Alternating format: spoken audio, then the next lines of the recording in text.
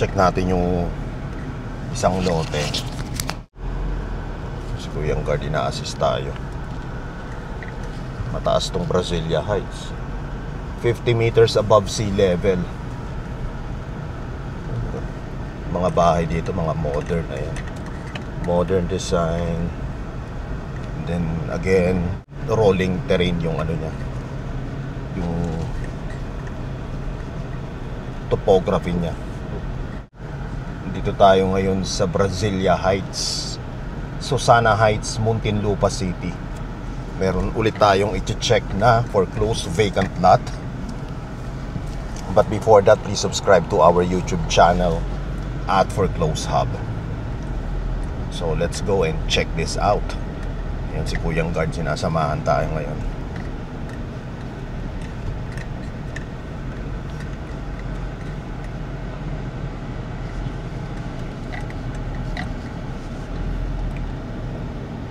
So itong Susana Heights, ano to ang theme nito, kumbaga parang ginaya nito yung Beverly Hills sa US, kasi mataas siya and projected to sa high-end subdivision talaga. Hindi lang siya masyadong nag-click kasi on one side cementerio and then on the other side is Bilibid. Kaya hindi siya masyadong nag-click talaga, na overshadow siya ng Ayala Alabang. Pero for now, ang dami na nakatira ngayon dito. Then ang ganda na rin ng community. Andito na rin yung high-end ng SMTC, yung S Residences. Nasa 70 to 80,000 per square meter. High-end yun ng SMTC. So dito na tayo. Check natin. Mula dito sa may perimeter hanggang saan ang mohon niya? Ito yung gitna nito. Underground ba tayo dito? Hindi naman. Ayan. So ano siya? Block 1, lot 1. Ayan. Malapit siya sa gate ng malapit siya sa gate ng Lindenwood.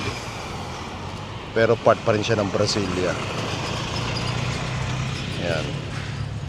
292 square meters, around 14.4 million or 49,000 or 50,000 per square meter. Yung dulo niya, kuya, hanggang saan? Gitna lang? Or sagad na ba yan doon sa Hindi pa, no? Hindi pa po I'm sure. Hindi yan sagad doon, no? Sa may pader, no? Or Pader na yung yun. pader na yan, sagad yan doon? Talaga, ang laki 292. Sa bagay, pahaba siya. Okay. So this is for bidding, available in cash or 10% down payment, 90% bank financing plus taxes and fees. If you're interested to make a bid, please message us directly. So yun na nga, no? May S Residences na dito, high-end ng SMTC. Yung mga vacant lot nila, pre-selling, if I'm not mistaken, they offer 70 to 80,000 per square meter. So nade-develop na rin tong area na to. Dami na nakatira, Then kasi Metro Manila lang to, Muntinlupa. And mataas talaga siya, hindi siya babahain. Kaya nga siya tinawag na Susana Heights.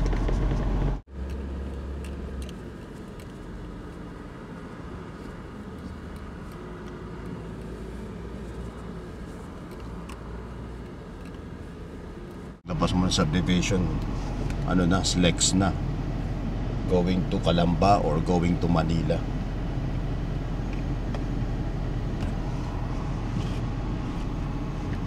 Ayan yung ginagawa na ayan yung S Residences or signature residences ng SMTC. High-end yan.